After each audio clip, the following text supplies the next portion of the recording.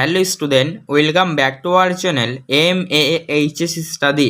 আজকের ভিডিওতে অষ্টম শ্রেণীতে তোমরা যারা পড়ছো তোমাদের জন্য রায় ও মার্টিন প্রশ্নবিচিত্রার তৃতীয় পর্যায়ক্রমিক মূল্যায়ন থার্ড সামেটিভ এক্সামের ইতিহাসে 4 নম্বর স্কুলের প্রশ্নপত্রতার সমাধান নিয়ে ভিডিও। MCQ SCQ বড় প্রশ্ন সবটাই করিয়ে দেবো, তাই ভিডিও মনোযোগ সহকারে সম্পূর্ণ দেখতে থাকো। দেখো প্রথমে দেখো কি প্রশ্ন বলেছে। প্রথমের প্রশ্ন 1 বলছে ভারতে ইস্ট ইন্ডিয়া কোম্পানির প্রথম গভর্নর জেনারেল ছিলেন। তোমরা কি লিখবে? Option number B, Lord Warren Hastings.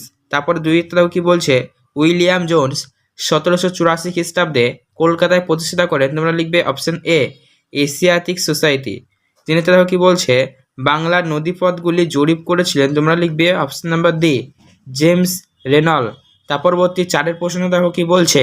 সতীদাহ রদ আইন পাস করেন। তোমরা কি লিখবে? William Bentinck. তারপর 5 প্রশ্ন দেখো কি বলছে? হুল শব্দের অর্থ হলো। তোমরা লিখবে সি, বিদ্রোহ। তার পরবর্তী 6 প্রশ্ন দেখো কি বলছে? নীল দর্পণ নাটকটি লেখেন। তোমরা করবে অপশন সি, দীনবন্ধু মিত্র। 7 প্রশ্ন দেখো কি বলছে? ভারত সভার সঙ্গে যুক্ত ছিলেন। তোমরা লিখবে অপশন সি, সুরেন্দ্রনাথ বন্দ্যোপাধ্যায়। 8 প্রশ্ন দেখো কি বলছে? বাংলা বিভাজনের উদ্যোগ গ্রহণ করেছিলেন। তোমরা লিখবে অপশন এ, লর্ড কার্জন। পরবর্তী প্রশ্ন দেখো 9 কি বলছে? ত্রাম্যলিপ্ত জাতীয় সরকার গঠিত হয়। তোমরা কি করবে? অপশন নাম্বার ডি, সতীশচন্দ্র সামন্তের নেতৃত্বে। 10 দেখো কি বলছে?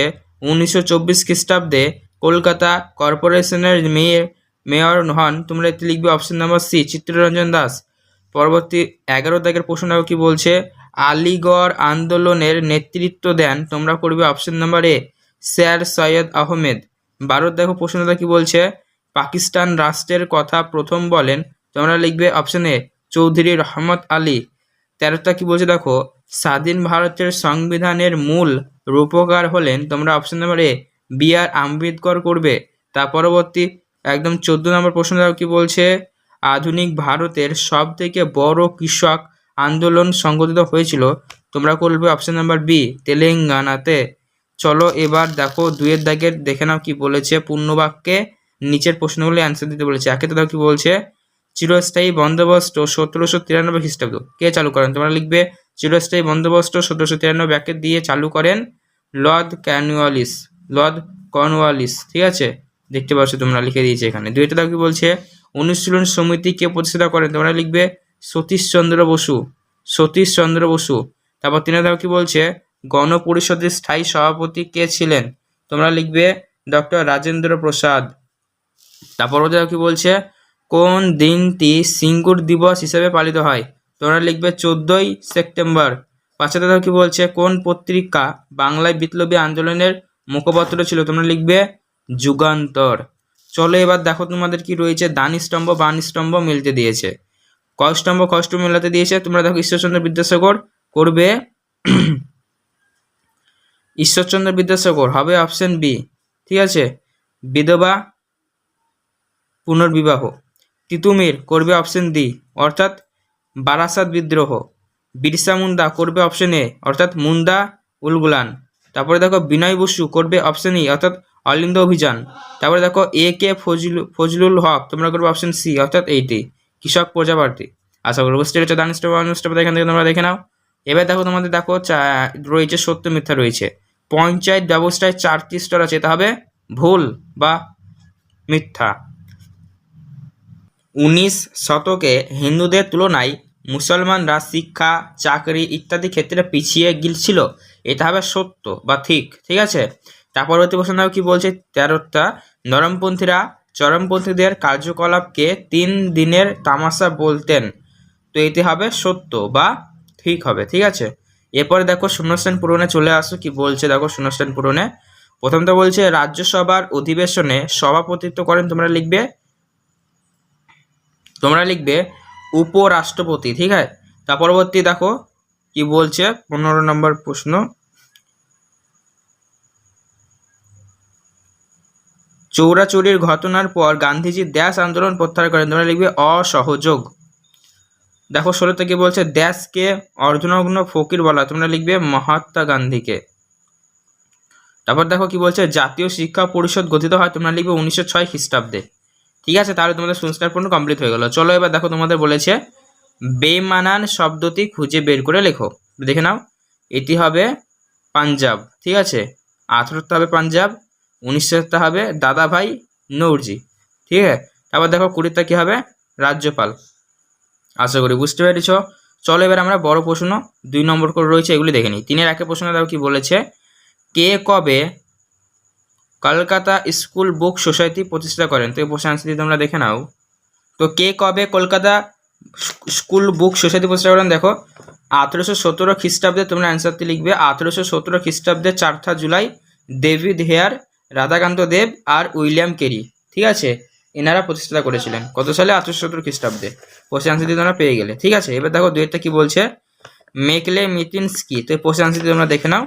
তোমরা পুরোপুরিভাবে এখান থেকে লেখা শুরু করবে। ঠিক আছে, এখান থেকে শুরু করে এই অবধি লিখবে, তাহলে কিন্তু তোমাদের প্রশ্ন আনসারটি কমপ্লিট হয়ে যাবে। আশা করি বুঝতে পেরেছো। তো চলো পরবর্তী প্রশ্ন দেখে নাও।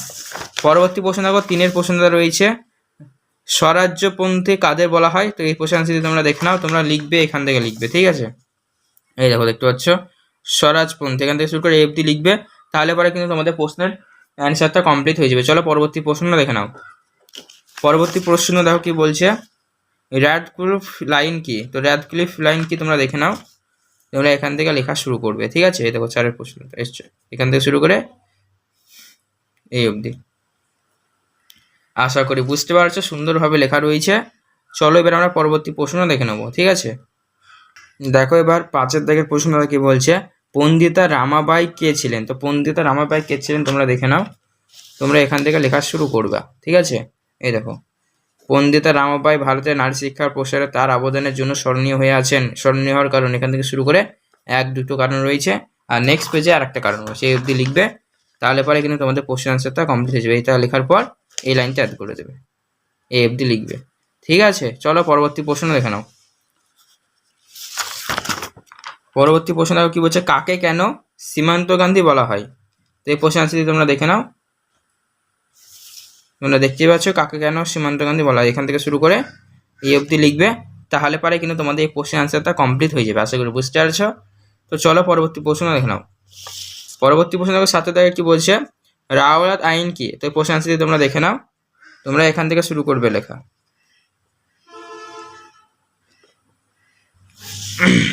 এই দেখো 7-এর প্রশ্ন আনসারটা এখান থেকে শুরু করবে। ঠিক আছে, এখান থেকে শুরু করে এই অবধি লিখবে, তাহলে কিন্তু তোমাদের প্রশ্ন আনসারটি কমপ্লিট হয়ে যাবে। আশা করি বুঝতে পেরেছো। তো চলো পরবর্তী প্রশ্ন দেখে নাও।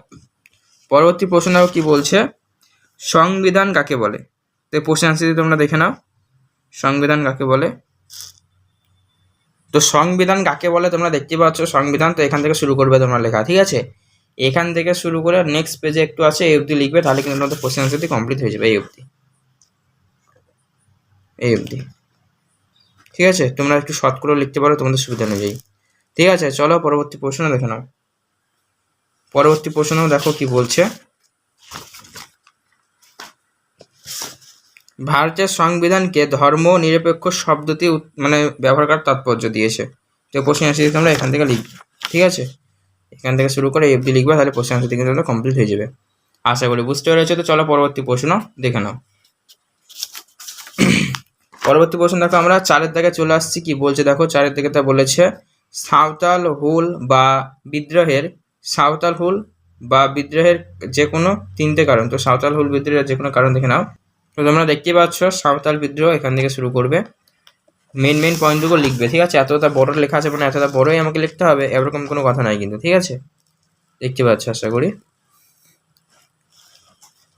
পাশাপাশি এখানে সাঁওতাল হুল বিদ্রোহের সাথে একটা তুলনা রয়েছে, এখান থেকে এই অবধি তোমরা একটু পড়ে নেবে। ঠিক আছে, তাহলে প্রশ্ন আনসার দিকে আমাদের কমপ্লিট হয়ে যাবে। চলো পরবর্তী প্রশ্ন দেখে নাও।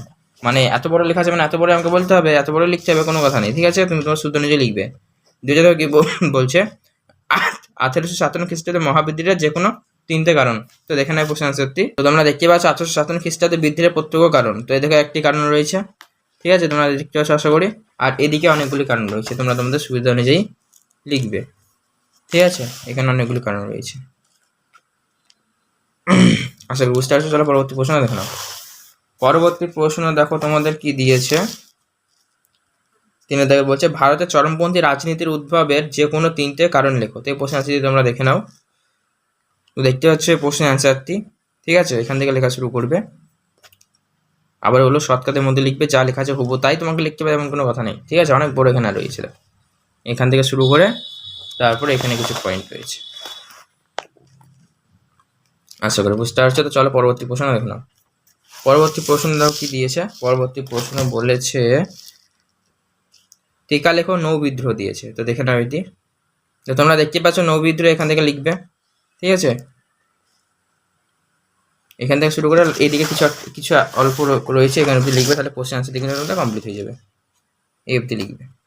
চলো পরবর্তী প্রশ্ন দেখে নাও। পরবর্তী প্রশ্ন দেখো কি বলেছে। এর সাথে বলেছে সাইমন কমিশন বিরোধী আন্দোলন টিকা দিয়েছে, ঠিক আছে, এটা দেখে নাও। তো প্রশ্ন আনসার তোমরা দেখতে পাচ্ছ, তোমরা এটাও লিখতে পারো, এখান থেকে শুরু করবে, ঠিক আছে। মেন পয়েন্টগুলো লিখে নেবে। এখানে একটু রয়েছে, এই অবধি লিখবে, তাহলে প্রশ্ন আনসারটি কিন্তু আমাদের পুরোপুরিভাবে কমপ্লিট হয়ে যাবে। আশা করি বুঝতে পেরেছো। তো চলো পরবর্তী প্রশ্ন দেখে নাও। পরবর্তী প্রশ্ন দেখো কি বলেছে মাস্টার দাস সূর্য সেন সম্বন্ধে লিখতে দিয়েছে। তো এতে তোমরা দেখে নাও।